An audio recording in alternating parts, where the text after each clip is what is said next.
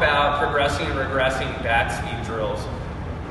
So I have a belief that it's better to take slow steps moving forward so you don't fall on your face.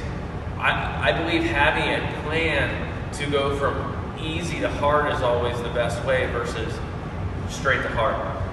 And the reason I believe this is because there needs to be an order, there needs to be a development. It's like you don't put a kindergartner in 4th grade as soon as he enters school. So what I'm going to do today is I'm going to talk about how to develop bat speed in a way that it really won't affect your performance in a negative manner, so that way you can start this program at any time.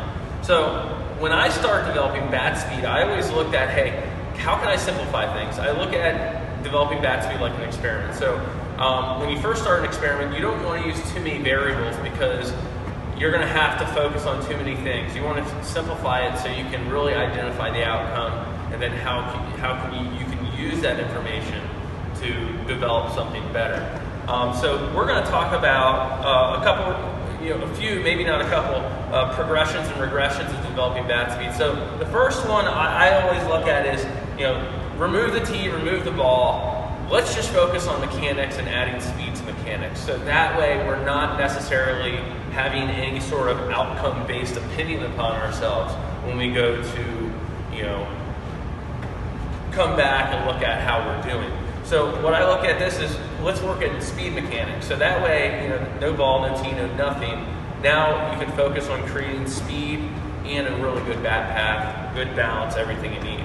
So the step up from there would be, I would move to a baseball on a tee. That way, beforehand, I would have already ironed down my mechanics and worked on speed. So now I can focus on creating speed and pop and impact.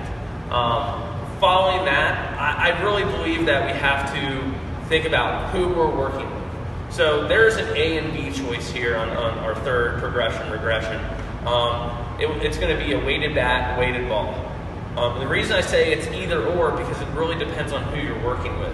So if you have a big, muscular kid that really hits the ball well, I would say, hey, let's put a little bit more weight on his bat and have him try to move that sub-maximal weight as fast as he can.